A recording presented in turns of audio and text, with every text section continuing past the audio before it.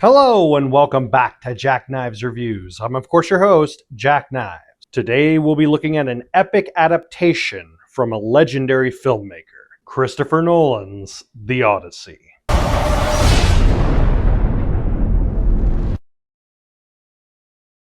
Legendary General Odysseus has been gone from his home as the king of Ithaca for 20 years, leaving his wife and son to stay off suitors who plan to take the kingdom by force. Over time, the perils of his journey are revealed, as well as the preparations for his return home. The Odyssey as a story is a legendary story that has been adapted several different times from stage to screen, but has never really fully captured the envelopment of the scope. Each version of an adaptation has different things that it adds, and I feel like this movie does as much as it can to keep the story grounded. How do you ground a fantasy story? Well, the key part about it is it focuses on the human element of it, specifically of Odysseus himself and his journey and what he goes through. It's less about a man coming home to get revenge and more about a man trying to come to terms with who he is and what he's gone through to get home. It's an aspect of the original story that I never really focused on. Having read the original story, there are 3 to 4 different translations, each varying in differences, but primarily it is always centered around Odysseus and the things that happen to him, basically showing that he is more intelligent than everyone around him. With this adaptation, it focuses less on the intelligence aspect. I'm not saying he's stupid or anything, but focuses more on the emotional aspect. You can see in Matt Damon's performance and his expression of the character that he actually feels so much with his character. This is hands down Matt Damon's greatest performance he's ever done in his very lengthy career. And yes, that's including in Good Will Hunting. This is something that he had to earn.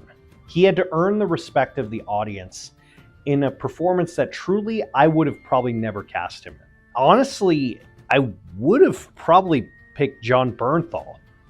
He's kind of who I would expect more as an Odysseus character. But for his role, his character also did a really amazing job.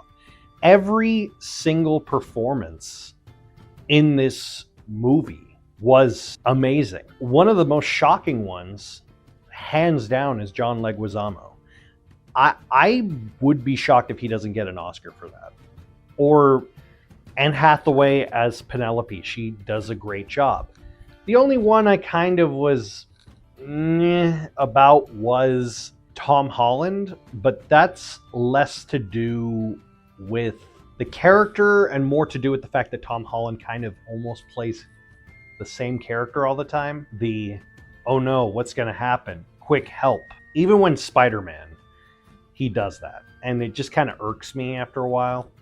Zendaya does a pretty decent job. Despite the fact that she doesn't have a lot of dialogue, her stoicism and seriousness says a lot with a look that she doesn't need to say with dialogue.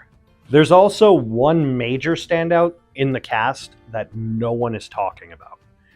And honestly, yes, it was as faithful to the original as I could think personally. And that is Samantha Morton playing Cersei.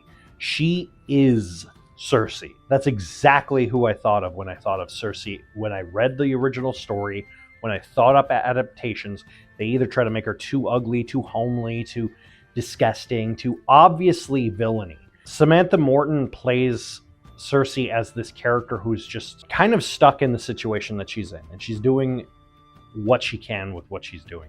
And then that's what lures you in for the horrifying. The amazing cinematography, the directing, the all practical effects, including the scenes with Cersei, which are so unbelievable that I was in jaw on the floor when I found out that stuff was not CGI, and the realization that almost none of it was.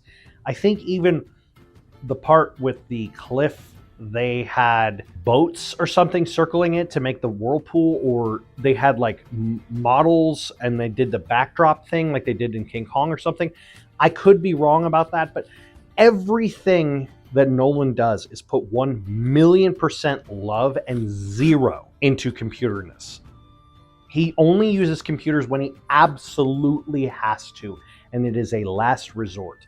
And he is a outstanding, an amazing director who cherishes the arts above all else. And the more people are coming to realize how good he is at that and being a platform for art, it shows that an artist's integrity is not solely based off of finance. This is a movie I will own when it comes out. I will put it in my collection and I will watch it on the biggest screen, biggest surround sound when I can. But if you have the opportunity, I recommend anyone watching this on the biggest screen in the biggest surround sound you possibly can. This is by far, head and shoulders, one of the best Christopher Nolan movies ever.